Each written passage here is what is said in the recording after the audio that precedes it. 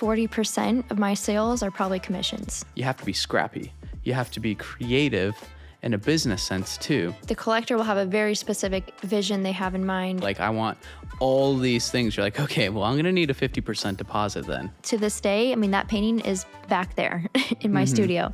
Anyway, there was just it was a lot of drama. That is awful. That's it. I'm done. Learned my lesson.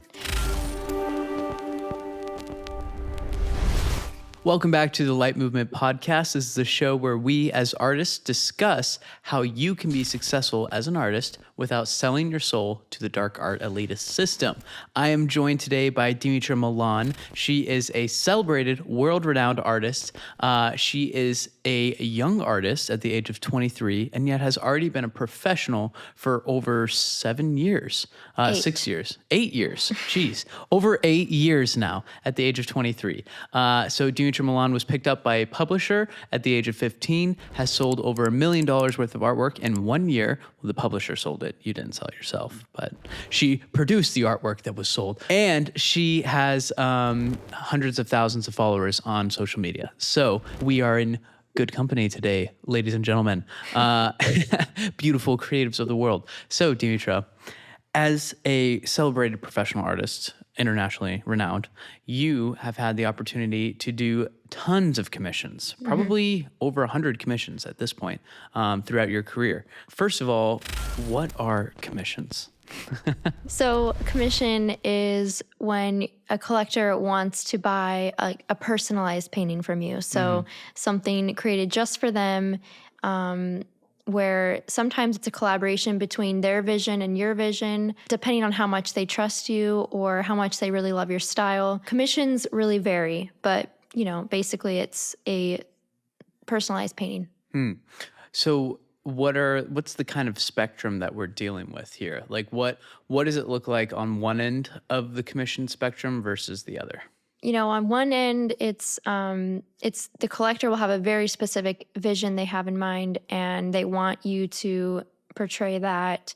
And that's usually like maybe a pet portrait or a family portrait, or I don't know. Sometimes there's really crazy things where they want all these different symbols incorporated, and they want it exactly how they see it in their mind. And those are more difficult. And you have to decide as an artist if you're willing to do that or not. And then on the other end, it's like more open-ended, and I've had commissions where it's so free. They just tell me a few colors and generally some subject matter or past paintings that they like, but they just want me to paint it. Or like what not to do. Yeah. Like, I don't want this color, but anything else. Exactly. Yeah. And those are my favorite. I love that. So why would an artist want to do commissions in the first place?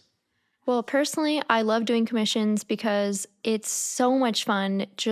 It's like the ultimate way to connect with the collector, and bringing their vision to life is like you're making them so happy, and it expands me into different areas of painting that I wouldn't normally do. So I've done many different types of commissions, and some are definitely more open-ended, some are specific, but they still, throughout every commission, I've made it clear that my style will be incorporated. So, otherwise, why are they coming to me? They want my art, but kind of in collaboration with their vision. And it's a great way to make money as an artist as well. There's so many different routes you could take if you are wanting to make a lot of money. You could do pet portraits, you could do family portraits.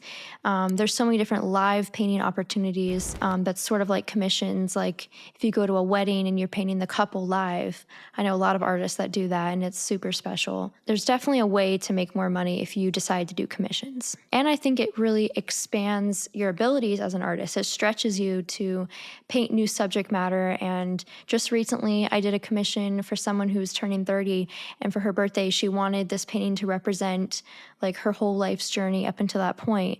And she gave me some specific things she wanted, but she left it mostly open-ended. And she wanted a dragon in it.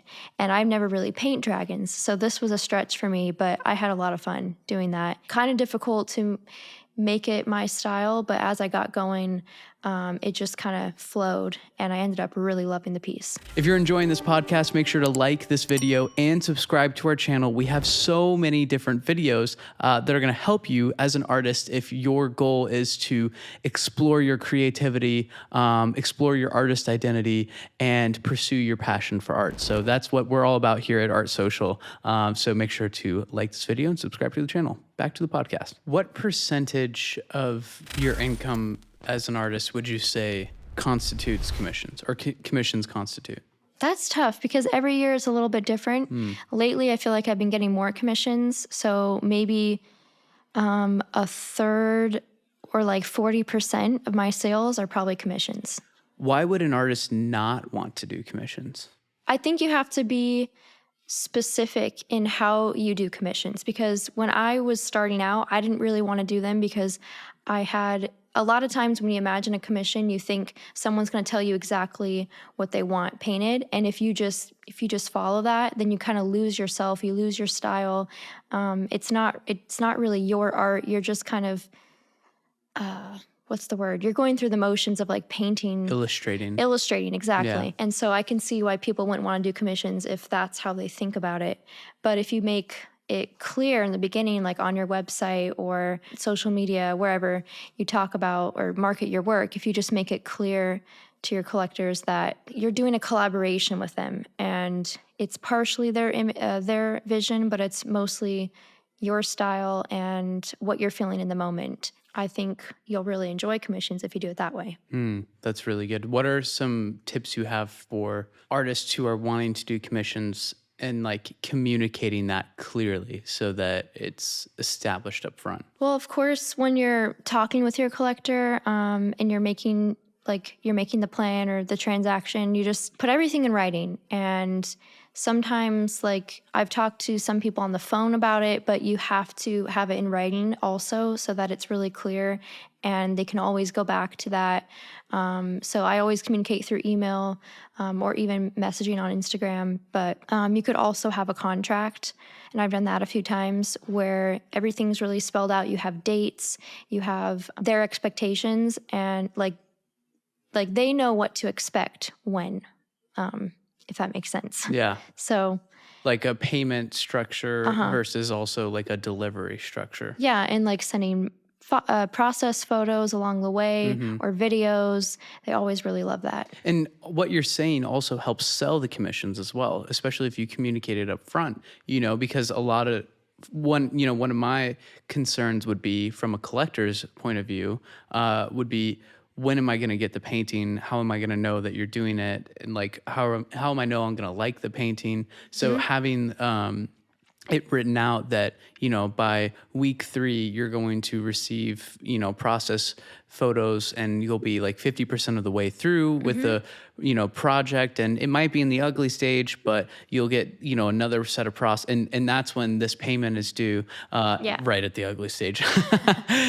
And then, upon completion, you'll receive photos, and as soon as the final payment is sent, then the artwork will be shipped. Then it just takes out the hesitancy from the collector's side. You could also add in there that you can make adjustments at a certain point where things can be tweaked, but you don't want to offer that the entire time, because then you'll get into the cycle. And I've had it happen to me, and it's horrible when you're like, you send them pictures like, I want this change, and you're constantly changing it to the point where you don't even know what you're painting anymore. So make that clear as well in the contract or in your email. So do you feel like contracts are necessary, or like, are emails, do they suffice? I think the best way to go about it, and I need to work on this more myself, but I think the most professional way is to have a contract. And that sounds so strict. You don't have to call it a contract, but it's an agreement, or just a document where you're just, having everything in writing. You agree up front. Most of the time, though, I've worked with repeat collectors, and I know, like, we just have a relationship, so I don't have this contract, but I have done it a few times for new people. So you've talked about some of the different ways it can go wrong. What are some that commissions can go wrong specifically? What are some more ways that commissions can go wrong? Well, I would say the biggest one is with the payments. I've known some artists that maybe they've never really done commissions, they're just getting into it. And sometimes it's for a friend or someone that they kind of know. They'll just start working on their painting and they won't get paid. They won't ask for A a deposit. deposit. And you definitely don't want to do that. You always should get paid at least a little bit before you start painting so that you know that they're serious and you're not wasting your time and you're not wasting their time either. So that's really important. I even know someone who painted, like finished the whole thing and then sent it to their collector, and like they actually shipped the painting and were hoping to get paid and like expecting that, and they never got paid. Oh my gosh. So that's a huge mistake. I don't know, too many people who would do that, but That is awful. yeah, don't do that. I always ask for about like 20% up front, and it kind of depends on like how big the piece is, how much upfront investment it is for me, like how much the canvas is, supplies. You want to have something sent to you before you get started. Yeah, and also maybe it depends on like the sellability or like how specific they want, like how many details they're asking for. Like if they're like, I want all these things, you're like, okay, well, I'm going to need a 50% deposit then, because there's no way I'm going to be able to sell that painting to anyone else, because that is truly just your painting. Yeah. Yeah. Yeah, that's a good Whereas, point. A commission that is like, well, you can do whatever you want. I just wanted this color scheme. Then that's a little bit more sellable, because it's going to be something that you as the artist would create out of your own, voice and you and could do style. prints of it later. Yeah. Yeah, always with Yeah, all your that's true. commissions, take photos so that you can do prints, because even if it's a commission that's painted specifically for your collector and it's personal to them, you still have the copyright, you still own that image, and you're completely free to make prints. And you can also, if you feel a little bit weird about that, you can write that in your agreement ahead of time so they're Yeah. aware. Yeah, But that's good, I I think think. most people know, the artist can make prints. And I think it would make most collectors happy that you're making prints of their painting, because it's just adding more value to their original.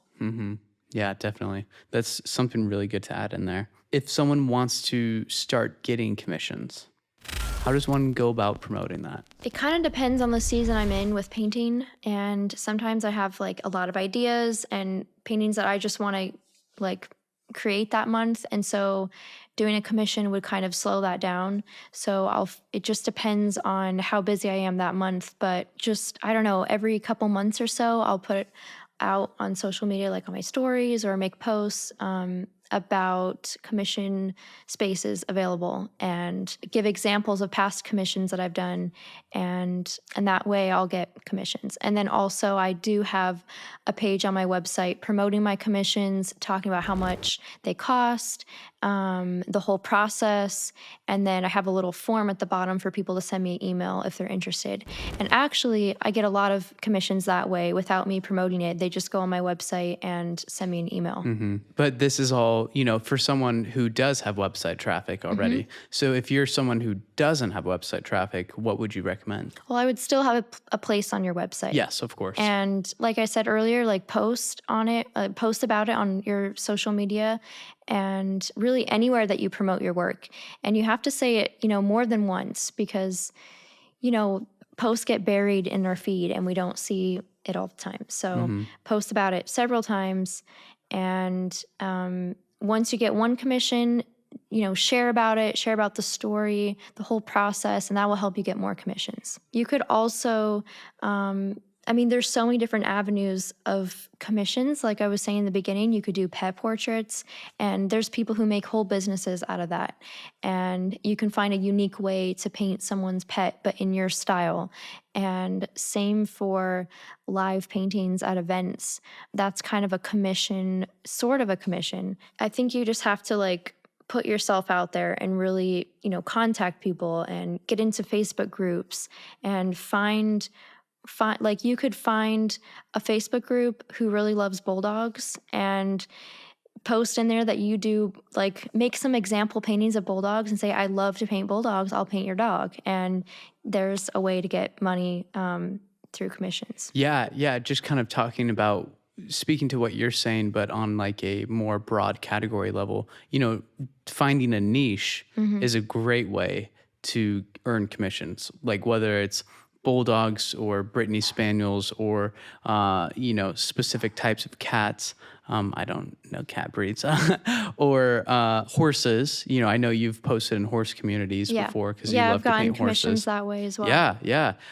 Or it's going to actual like events in person and, Totally. putting your art there and having a little sign that says want a commission or a custom commission, or just ask me about a custom commission or something like that. There, as an artist, if you want to turn your passion for art into a profession or at least start making money out of it, you have to be scrappy. You have to be creative in a business sense too, and willing to put yourself out there, like you said. Yeah. You have to be willing to be vulnerable, really, and let people know that you are available for hire and in the commission sense. You're not selling out, you're selling your art. And, I think that's really important to understand if you're watching this and, you want to start selling commissions, you want to start making more money with your art. Yeah. And commissions are all about that, what's sentimental to that person.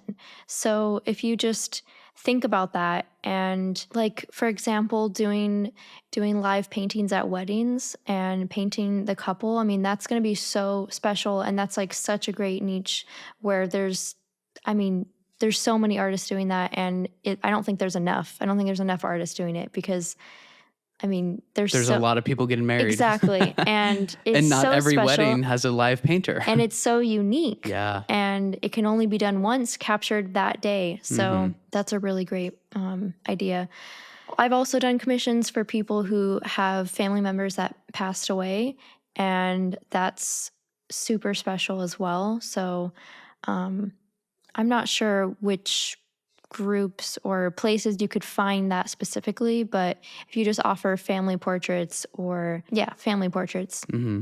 And a lot of times, if you go out of your way as an artist to really satisfy your client, or you treat them like a client, your collector, and make sure that you're just going the extra mile and over delivering, then you'll get word of mouth.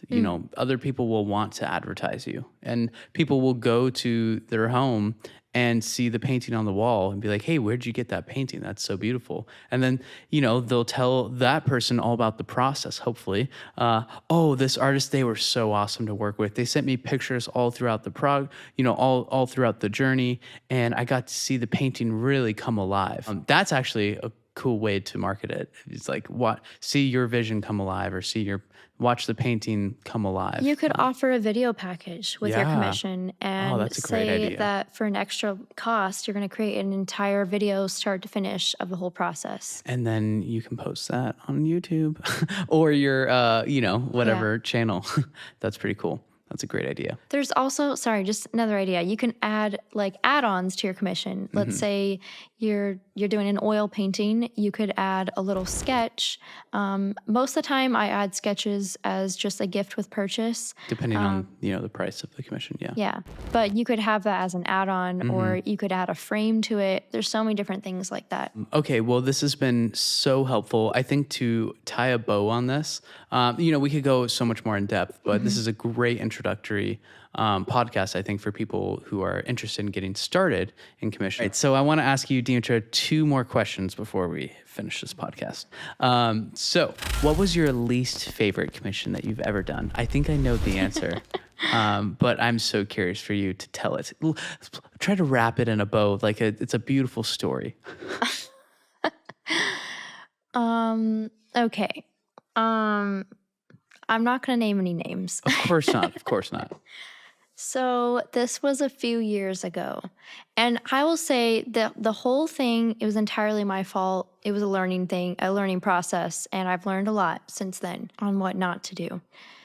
So I was talking to this collector on the phone. She emailed me about this commission she wanted. She had very specific imagery that she wanted, kind of like what we were talking about, like really specific things, like this scene from her childhood, her favorite flowers.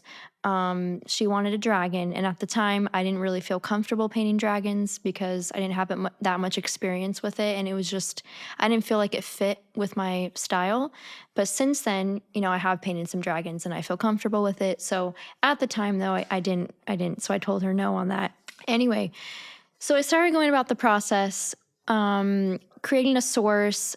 I think I tweaked the source like 3 different times to get it how she wanted. And before you even started. And I was just well, like, that's kind every of better. time I was like, all right, I really want her to love this, but and I remember changing her pose because she wanted this as a portrait of herself. And I had to change that a few times. How much of a discount are we talking about though?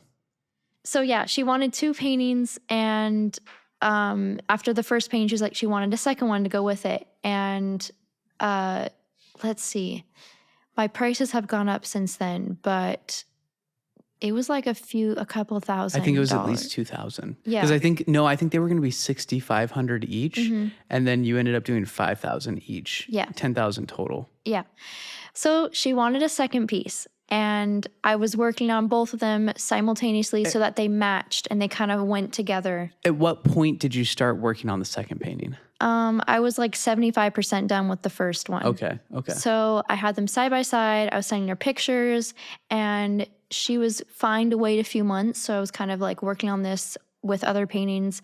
I'm sending her an update. Her second piece is like more than halfway finished. And then she said she wasn't sure about it, and she wanted to pause and didn't want the piece. Or didn't want it then. She didn't say no. Well, what was the piece of? So the first piece was her. And it was her future lover that she wanted to like manifest or like attract, basically. But at the time, she was dating someone. Yeah.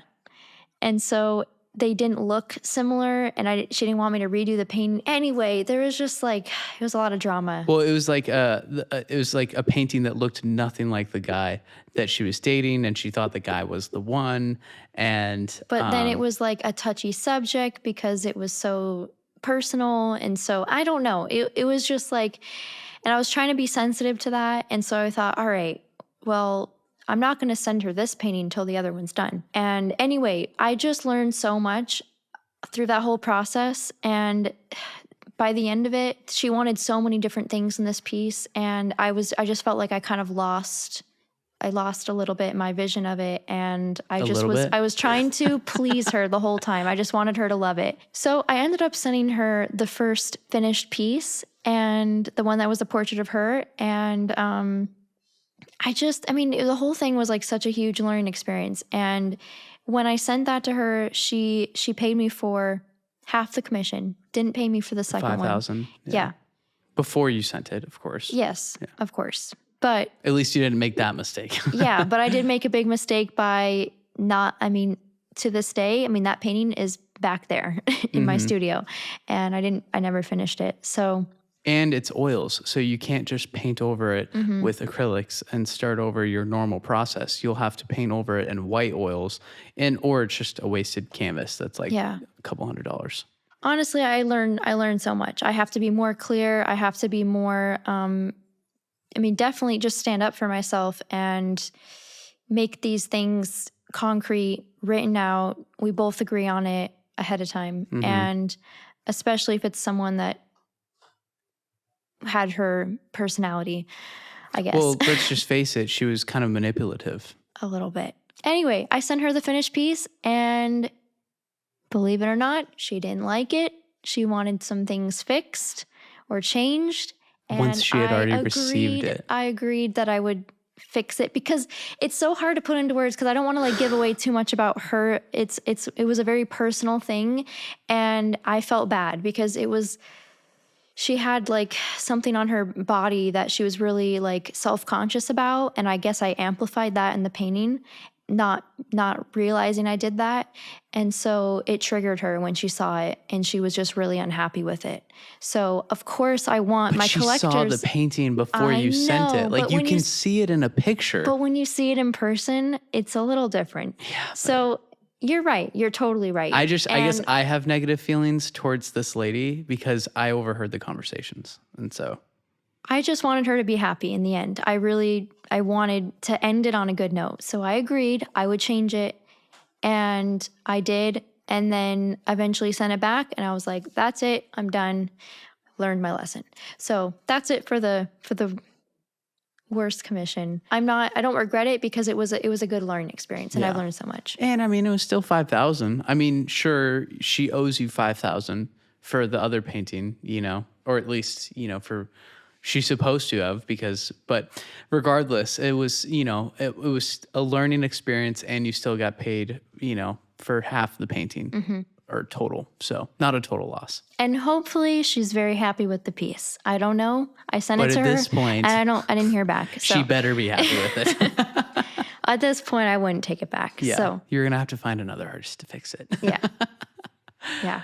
But and then honestly, this makes you look bad unnecessarily because you created a beautiful painting, and it really was a beautiful painting. Like, you did a great job, and honestly, it could have been sellable to other people too. Yeah, I could have made prints. I think you could have made prints. I don't know if you ever even posted about it because it was such a nightmare of a situation. But I think there's some. If you scroll down, I think I have it on there. yeah, we won't point it out.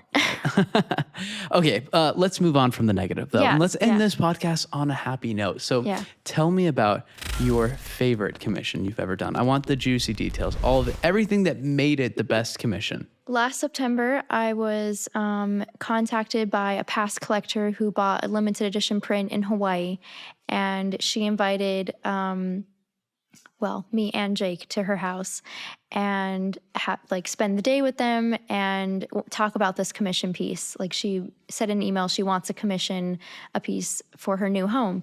And so this was, quite the invitation. I was so excited, like what an amazing opportunity to go to a collector's home, see the space that the painting's going to go in, and be inspired by that space and create something unique for them. So I didn't know much about what she wanted exactly. She didn't say that in the email. She just said, talk about a commission for her new home. So, and honestly, sorry to butt in, but you didn't even know anything about her either. Yeah. Nothing about her. You just had an address essentially. So we went, and it was the most gorgeous home, and everything about it, this was their dream home. And her and her husband spent a few years building this dream home, designing it. It was, I mean, it's gorgeous. Yeah. And so we were blown away. I just felt so honored. Like this was just unlike any experience I've had. We had lunch with them. They're just super cool, amazing, sweet people. And then by the end of the day, we started talking about the commission, and she said, so look around the house and let's find a space for the painting. And so we were looking in different rooms, different hallways, and all her lighting in the house is perfect for artwork. It's shining directly on the wall, and it's they designed it for it. Yeah, because they have a big art collection. So, and they wanted the piece to kind of go with the other print that they bought, which was a girl with lava. All the colors in her house were really natural tones, some red, and lots of brick, stone, just really beautiful. And anyway, she said, pick any wall that you think it would fit, and let's make a piece for that wall. So that was it was just so cool to be able to do that. So we decided on I think it was a 48 by 48. Huge. And and her only direction was really, she said she didn't want any pink, and she wanted it to be inspired by her and her husband's love story. So just a piece inspired by love, basically. And that was the only direction she gave me. And you love to paint that. Yeah, it's it was just so much fun. And so I decided to go with kind of that lava theme. And there's a whole video here on YouTube of the piece, start to finish. So you can see the entire process. And then at the end, we go to their home and deliver the piece, hang it on the wall. So yeah, that was by far my favorite commission experience. And I just love that they trusted me so much with the vision, and I was just free to really paint whatever I wanted, and I loved that. And I feel like it turned out really well. I just hope that like every artist one day gets to experience something like that with their paintings and their collectors. I mean, it felt so honoring and just so special. It was just just the most amazing experience. Yeah, it was. So go out there, promote your commissions, build that commission page on your website. Make sure you invest time into developing your own style so that you can be known for painting stuff that you really love to paint, painting imagery, painting colors, painting whatever it is that you find your style through. Invest time and energy into that, and collectors will want to have your style and, with a touch of them in that, and it'll be all the more desirable for them. So if you want help in developing your own style and, finding your artistic voice, Dimitra actually teaches a program with her mom, who's also a professional artist. It's called the Mastery Program. And you can click on the link at the end of this video and we'll take you through everything you need to know, from oil painting and drawing to working with acrylics and mixed media, inks, collage, gold leaf, all the different materials within art and painting. And, you'll, by the end of it, actually through the middle of it, you'll develop your own unique voice and style and learn what it is that you find beautiful, your own personal aesthetic, and learn how to promote and sell your artwork and build an audience, get traffic to your website so that you can turn your passion for art into a profession. So if that sounds like awesome to you and like something that you want to pursue, then click the link at the end of this video, sign up for the mastery program or the waiting list if it's not open, and we will see you on the other side. If you like this video, like and subscribe to this channel, and you will get a ton of different inspiring videos. We have start to finishes of artists creating paintings like Dimitra, and actually we'll have that video at the end of this as well. So, and if you're not ready to sign up for the mastery program yet, or you're on the waiting list and you want to watch something in the meantime, then check out this video of Dimitra delivering that painting that she just talked about to those collectors.